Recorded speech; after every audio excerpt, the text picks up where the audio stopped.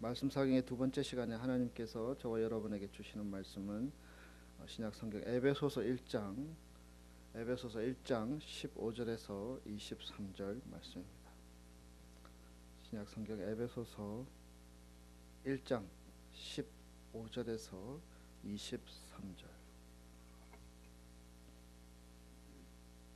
제가 가진 책으로는 신약 성경 310페이지, 311페이지 있습니다. 15절부터 저랑 한 절씩 번갈아 읽습니다. 제가 15절 읽고 여러분 16절 같이 읽어주시면 감사합니다.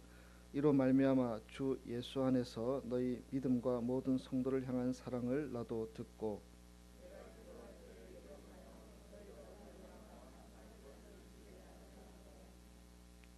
우리 주 예수 그리스도의 하나님 영광의 아버지께서 지혜와 계시의 영을 너희에게 주사 하나님을 알게 하시고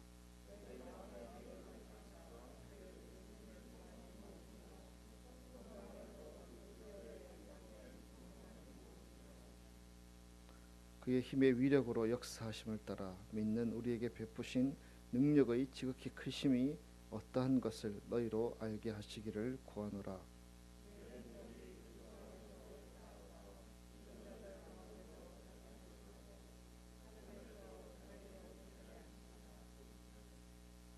모든 통치와 권세와 능력과 주권과 이 세상뿐 아니라 오는 세상에 일컫는 모든 이름 위에 뛰어나게 하시고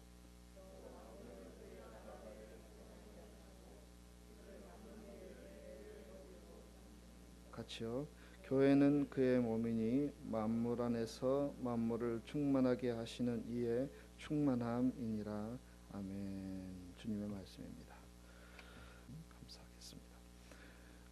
오늘 말씀의 제목은 성령의 능력으로 살아가야 합니다.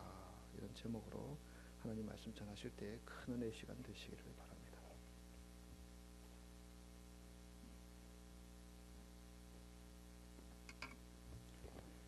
좋은 아침입니다.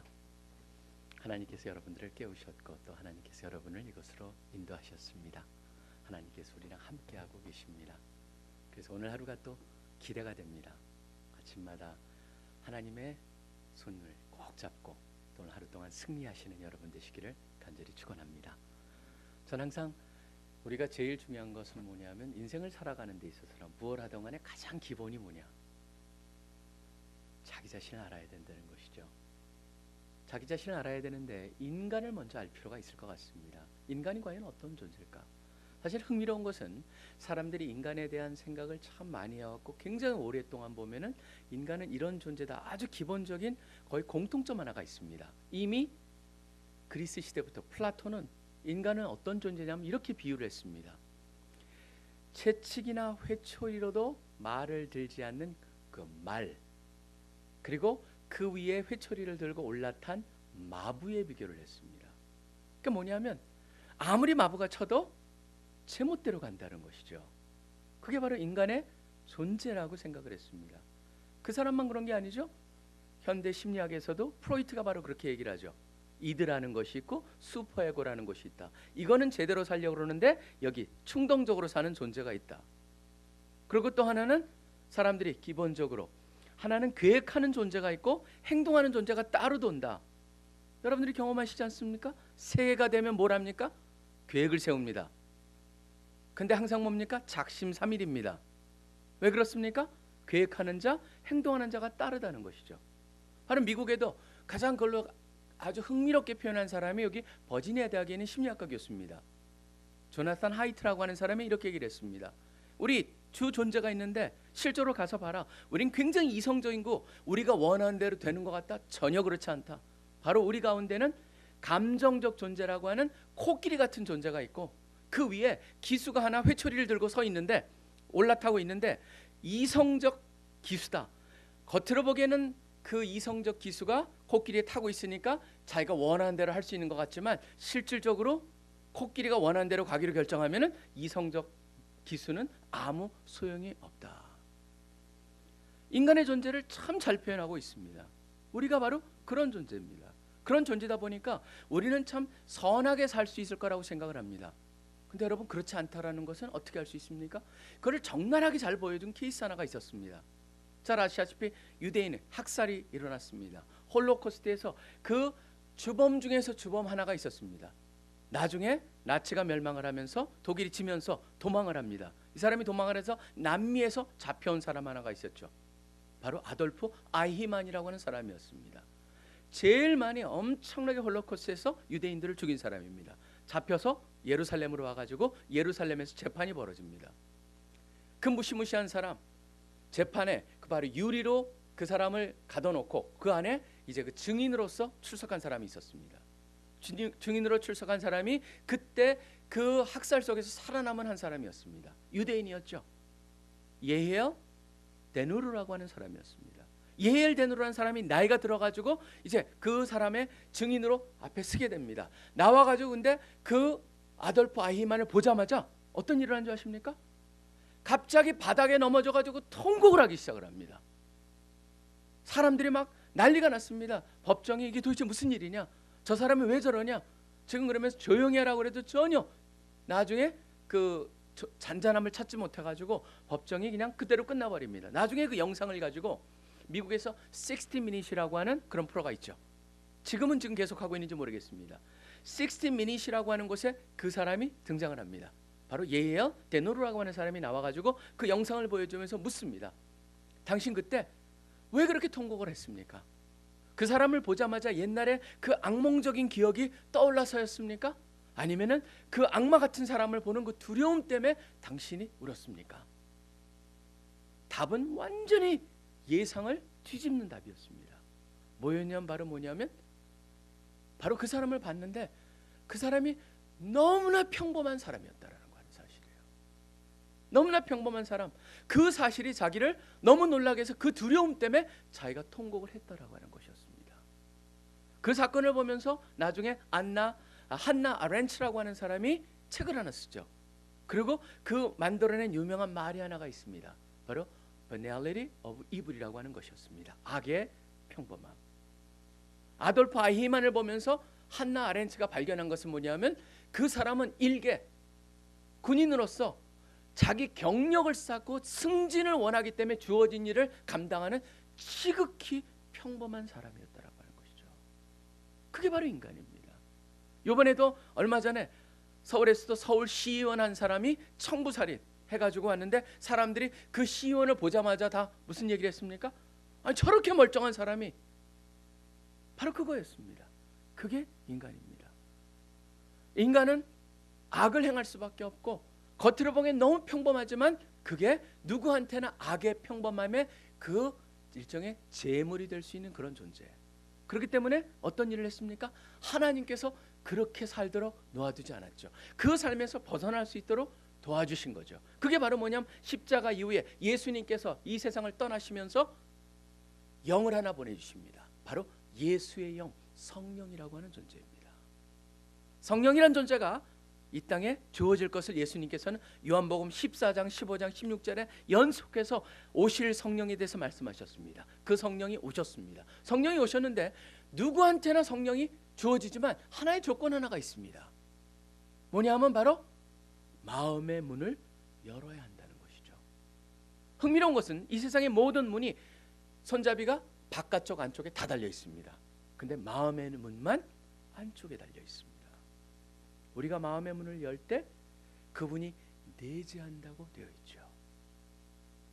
여러분이 새벽에 나오신 여러분들은 제가 보기에는 다 이미 마음의 문을 여신 분들입니다.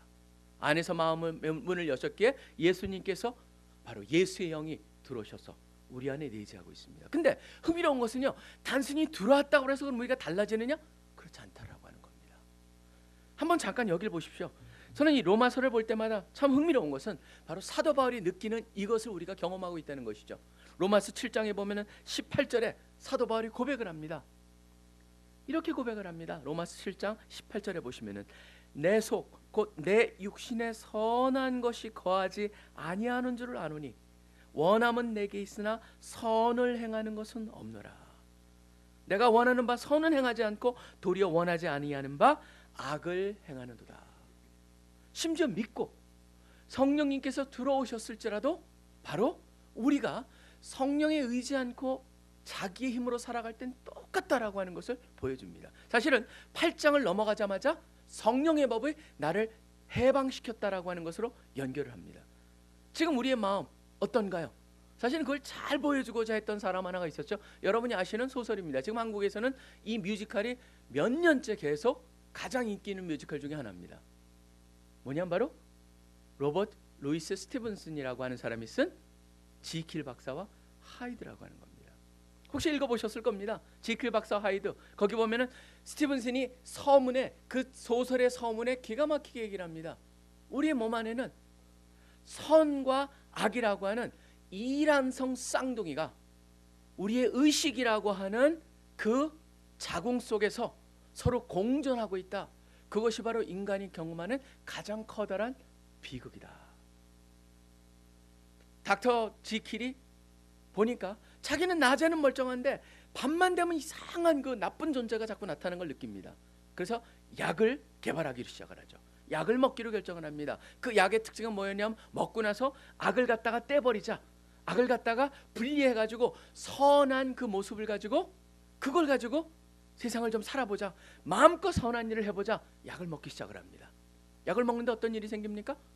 되는 듯 하더니 조금 있다 보니까 더 악이 강해지는 거 봅니다. 하이드가 나오더니 하이드란 이름도 기가 막히게 만들어져 있습니다. 하이드란 이름은 영어에서 보면 히디어스라고 하는 좀 사악하다라는 것도 있지만 사실은 어디가 더 중요하냐면 하이드, 숨겨져 있다라고 하는 것이죠.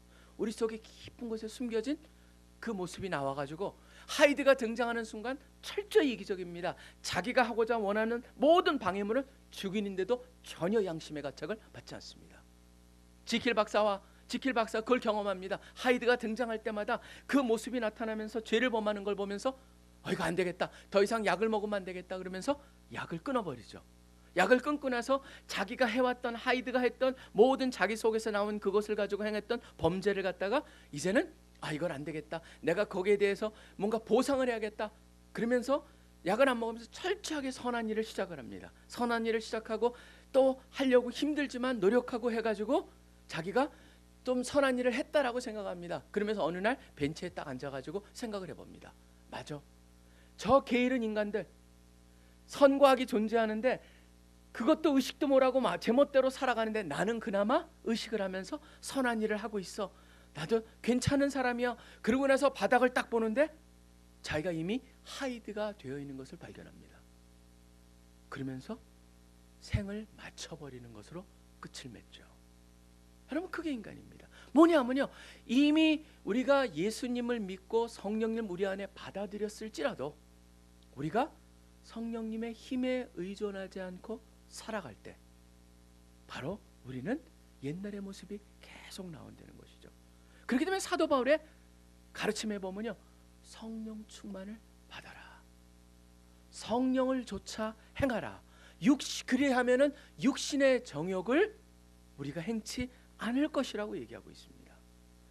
오늘 에베소 말씀은요, 특별히 그 성령의 초점을 맞추고 있습니다. 그 성령의 초점을 맞추면서 성령을 우리한테 뭐라고 얘기하고 있냐면 참 이게 너무나 놀랍습니다.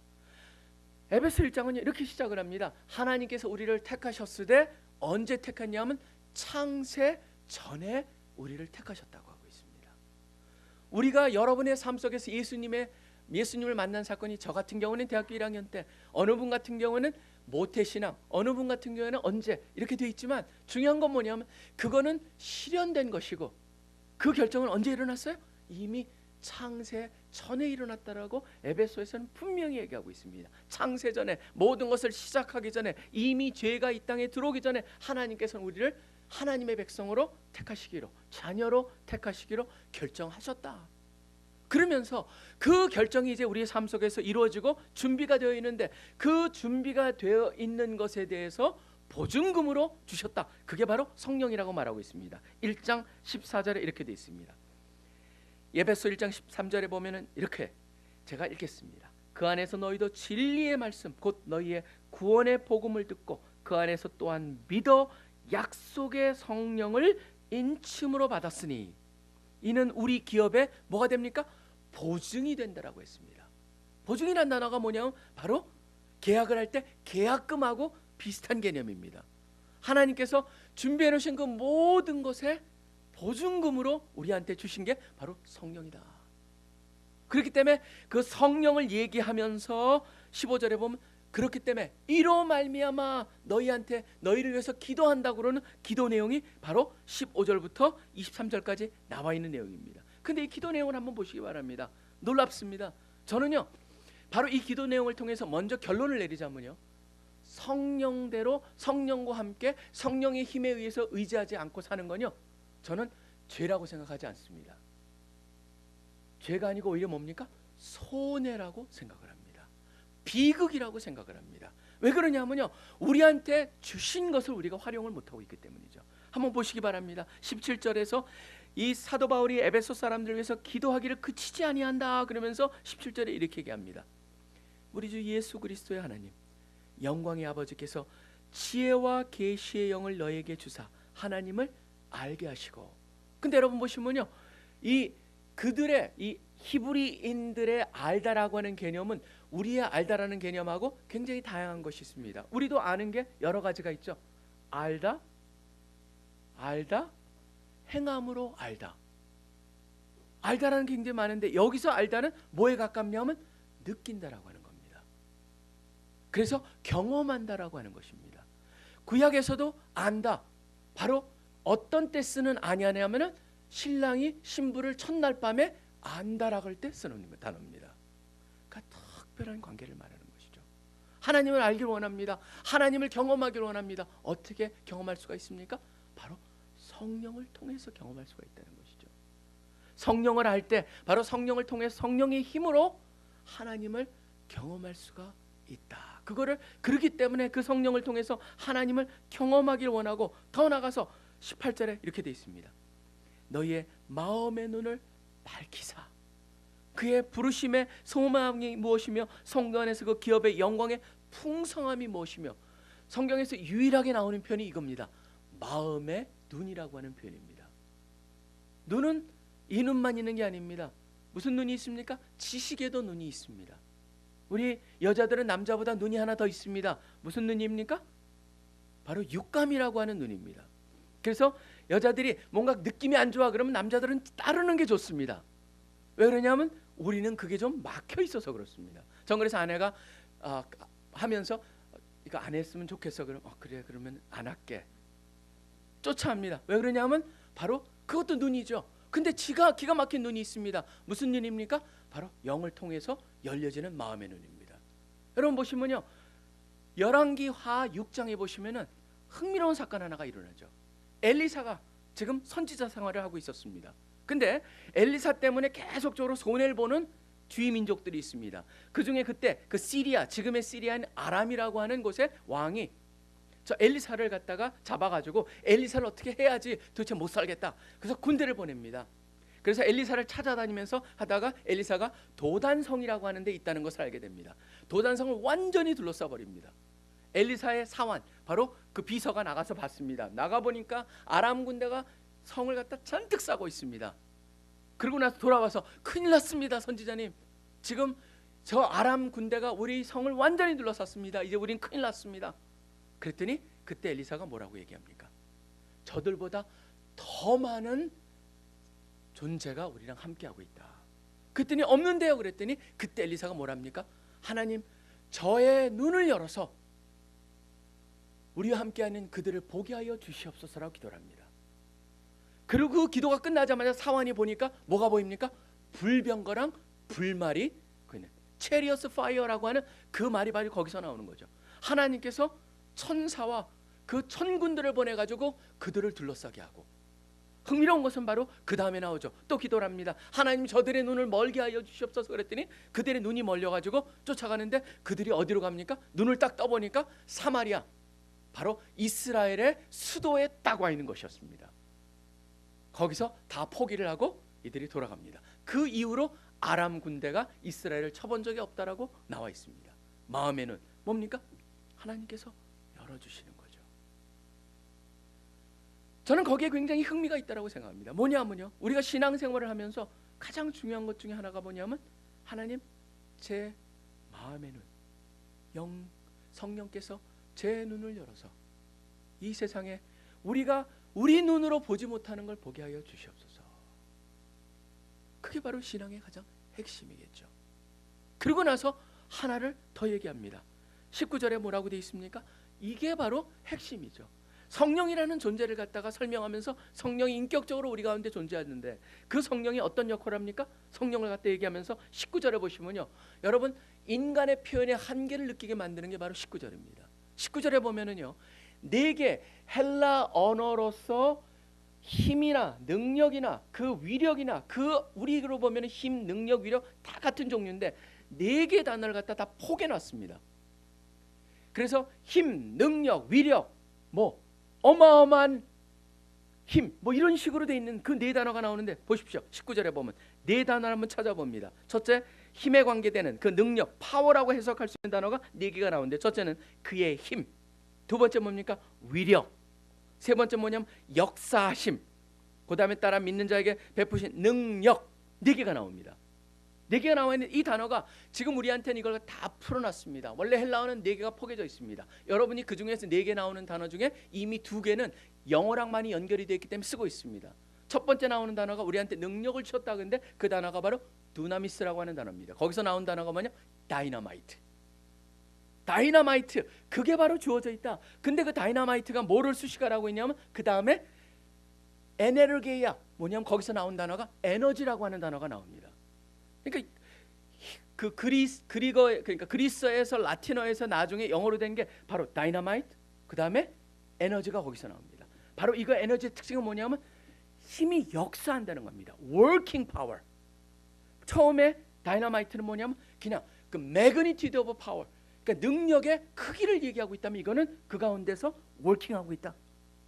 그 다음에 그 working하는데 뭐가 working하냐면 다음에 하나님께서 갖고 계시는 능력입니다.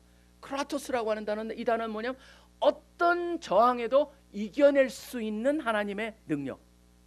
그 다음에 또 하나 이스쿠스라고 하는 단어가 나옵니다. 그게 하나님의 안에 계시는, 하나님만이 가지고 계시는.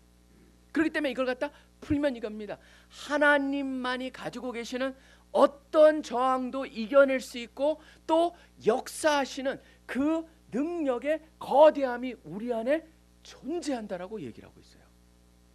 그럼 이건요 엄청난 표현입니다. 근데 중요한 건 바로 뭐냐면 그게 주어졌는데 우리가 그걸 활용하고 있냐는 질문입니다. 그렇기 때문에 저는 성령을 활용하지 않고 성령이 충만하지 않는다, 그건 죄가 아니고 비극이고 그거는 손해다라고 하는 것이죠. 그렇기 때문에 사도 바울은 계속적으로 얘기하죠. 성령 충만을 받으라. 성령 충만을 받으라. 저는 1985년에 제가 결혼을 할 때 결혼을 누가 주례를 해주셨냐면은 CCC를 창설하신 닥터 빌 브라이트라는 분이, 닥터 브라이트의 그 바로 샌버나디노라고 하는 곳에 저희 본부가 있었습니다. 지금 올랜도에 가 있는데요. 그거 바로 그 안에 있는 사택 잔디 그 뒤편에 있는 가든에서, 그분의 가든에서 결혼하게 됐습니다. 저희가 그걸 선택한 게 아니고 저희는 유학생이 있다 보니까 그 결혼을 해야 되겠고 그래서 부탁을 드렸더니 닥터 브라이트라고 하는 빌 브라이트 박사님께서 그럼 우리 가든에서 해라, 정원에서 하자. 그래서 거기서 결혼을 했습니다. 거기서 결혼을 했는데 저는 항상 그분에 대한 존경심이 있었고 그렇기 때문에 과연 결혼하는 부부한테 무슨 말씀을 하실까 기대를 굉장히 했었습니다. 근데 놀라운 게 뭐냐면 부부로서 뭘 얘기하는 거는 굉장히 서러운 부분에 불과했습니다. 나중에 들어가니까 핵심은 바로 2가지였습니다. 하나는 뭐냐면 성령 충만을 받으십시오. 성령 충만을 받기 위해서 영적 호흡을 계속하십시오. 우리가 나갈 때 이 안에 보면 이산화탄소가 많이 들어가 있고 들어올 때 산소가 들어오듯이 바로 계속적으로 우리의 죄를 고백하면서 성령 충만을 받으시면서 바로 영적인 호흡을 지속하십시오. 그렇게 살 때만이 성공하는 부부, 행복한 부부, 모든 것이 하나님의 뜻대로 이루어지는 부부가 될 수 있습니다. 영적 호흡. 저는 늘 기억을 합니다. 성령 충만을 받는 것은 하나밖에 없습니다. 방법은 바로 여러분들이 수시로 주님 제가 부족합니다. 제가 지금 제 마음이 살아있습니까? 제가 살아있습니까? 그러면 저를 갖다가 낮춰주시고 성령께서 저를 주관하여 주시옵소서. 감사합니다. 저의 죄를 용서해 주시니 감사합니다. 저의 마음의 중심에 오셔서 저의 모든 생각과 저의 모든 것을 주관하여 주시옵소서. 계속적으로 그걸 반복하신 바로 그런 삶이 필요하다는 것이죠. 닥터 브라이트는 놀라운 분이었습니다. 저는 그분의 설교를 엄청나게 많이 들었습니다. 우리 CC 간사들도 얘기합니다. 그분하고 40여 년을 같이 사역한 한 분이 그러더라고요.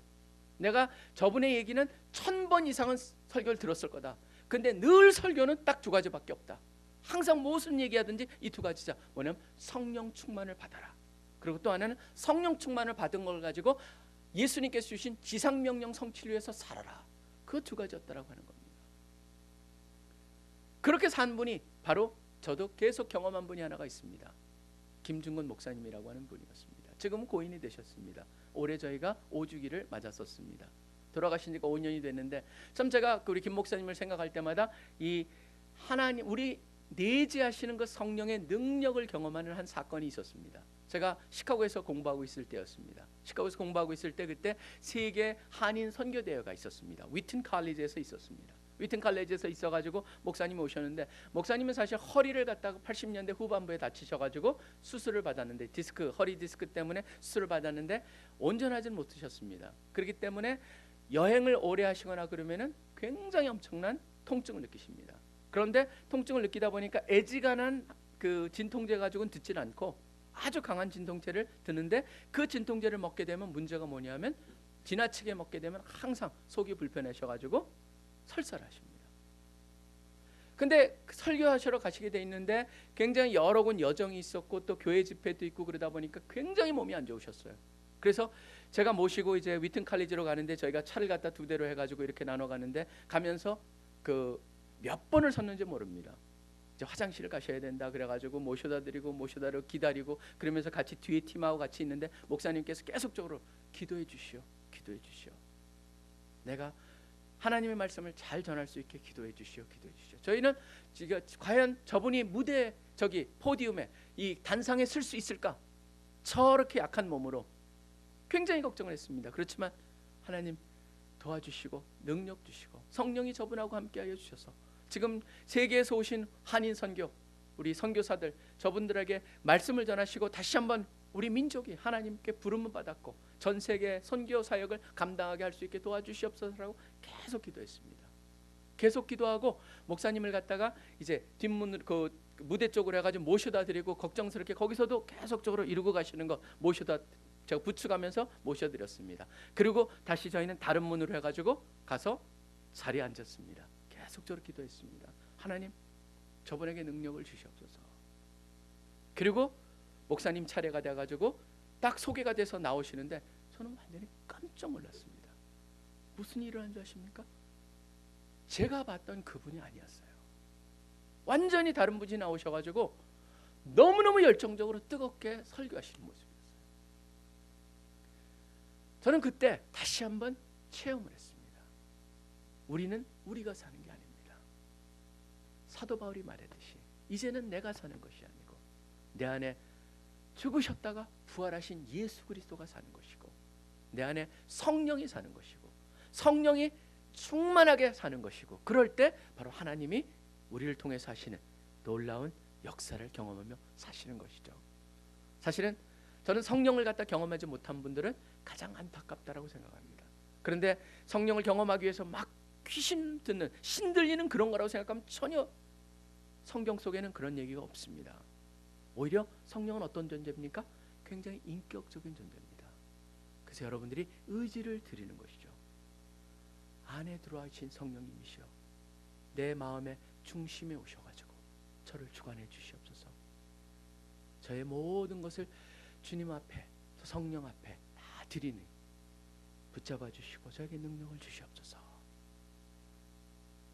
여러분 가운데 몸이 약하시거나 아픈 것이 있을 뿐만 아니라 약해진 곳이 있다면 저는 항상 우리가 그곳에 믿음을 가지고 안수할 필요가 있다고 생각을 합니다. 왜 그러냐면 우리 가운데 내재하시는 성령이 바로 우리를 창조하신 분입니다. 만드신 분입니다. 여러분의 마음도 마찬가지입니다. 의지가 약하다면 바로 의지를 넣고 성령님 저의 의지 약함을 도와주시옵소서. 팔이 약한 사람도 성령님 오늘 제 약한 팔을 도와주시옵소서. 마음에 아픈 곳이 있다면 그것을 만지시면서도 하나님께서 치유하시는 그 능력이 저에게 임하기를 소원합니다. 바로 믿음은 고백입니다.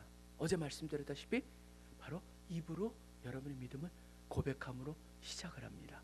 시작을 할 때 뭐가 되냐 하면은 바로 저는 선순환이라고 생각을 합니다. 시작하게 되면은 경험하게 되죠. 경험하게 되면은 더 알고 싶죠. 더 알게 되면 더 경험하고 싶죠. 계속적으로 upward spiral이라고 할 수 있는 위로 가는 나선형으로 계속적으로 성장하는 겁니다. 그게 바로 기독교인입니다. 저는 그렇기 때문에 오늘 이 말씀을 통해 다시 한번 에베소에서 우리한테 주어진 것이 무엇인가? 바로 그 성령을 붙잡고 오늘 하루를 사실 것인가? 아니면은 그분이 계심에도 불구하고 골방에 놔두고 내가 마음의 중심에 서서 그곳에서 내 뜻대로 내 힘대로 살 것인가? 선택입니다. 이 아침을 깨워주신 하나님, 이제 그 하나님을 여러분이 오늘 하루 꼭 붙잡고 그 하나님의 힘에 의지하여서 성령 충만하게 사시는 하루가 되시기를 간절히 소원합니다. 같이 기도하겠습니다. 하나님 아버지 감사합니다. 우리를 택하시되 창세전에 택하여 주시니 감사합니다. 주님의 택하심에 소망이 있습니다. 우리가 주님을 택했다면 우리의 변덕스러운 마음 때문에 언제든지 주님과 거리가 멀어질 수도 있고 끊어질 수도 있사온데 주님께서 우리를 택하셨기에, 변치 않는 주님께서 택하셨기에 그 자체가 소망의 이유가 됨을 고백합니다. 주님께서 놀라운 것을 우리 각자를 위해서 준비해 주시고 이 땅에 사는 동안 주님 붙잡고 살 수 있는 특권 주셨사온데, 주님, 우리가 그 주신 특권을 온전히 경험하지 못하고 누리지 못하고 살고 있다면 시간 다시 한번 우리 내재하시는 성령님께, 성령이여 제 마음의 중심에 자리를 잡아주시고 저의 생각을 주관하시며 저의 마음을 주관할 뿐만 아니라 저의 육신을 주관하여 주시옵소서. 오늘 하루도 주님 건강하게 하여 주시고 생각이 건강하고 마음이 건강하고 올바른 결정을 하고 올바른 선택을 할 수 있는 하루가 되게 하여 주시기를 소원합니다. 특별히 이 시간에 우리 몸이 약한 사람들을 위해서 기도합니다. 주님, 육신이 약한 것 그렇습니다. 우리가 성령이 내재하기에 이제 이것은 잠깐 지나가는 그런 몸이기에 약해질 수 있습니다. 그렇지만 주님께서 이 땅에서 우리에게 주신 그 성령의 능력을 우리에게 주셨사오니 주님께서 다시 한번 그 약한 부분을 만져주시기를 소원합니다. 특별히 우리 차송 집사님 심장, 폐 주님께서 다 어루만져 주시옵소서. 이 시간 주님께서 치료의 광선을 쬐 주시옵소서. 강하게 하여 주시옵소서. 그리고 집사님께서 먼저 그 역사하시는 성령의 능력을 믿게 하여 주시고 그것을 향해서 온전히 바람과 기대가 있게 하여 주시옵소서. 우리의 마음의 눈, 생각의 눈을 띄워주셔서 주님을 온전히 경험할 뿐만 아니라 보게 하여 주시고 느끼게 하여 주시고 체험케 도와주시길 소원합니다. 만드신 주님께서 우리를 온전케 하여 주시며 오늘 하루도 주님께서 우리 손을 꼭 붙잡고 우리랑 동행하여 주시며 우리가 힘이 들다면 주님께서 저희를 업어가실 것을 기대합니다. 감사합니다. 주님, 늘 함께 하시는 주님, 우리가 그 주님 의지하고 살아갈 때 주님이 우리와 함께 하시는 것을 우리가 느끼며 고백하며 찬양하며 살기를 소원합니다. 모든 기도 예수 그리스도 이름으로 간절히 기도합니다. 지금 우리 주 예수 그리스도의 특별하신 은혜와 하나님 아버지의 무한하신 사랑하심과 성령님의 능력 주시고 고쳐주시고 인도하시고 교제하심이 이 자리에 모여서 함께 예배를 드리는 크리스탈 한인교회 성도님들 한 분 한 분의 가정과 사역과 하시는 모든 일 위에 이제로부터 영원토록 항상 함께하여 주시기를 간절히 축원하옵나이다.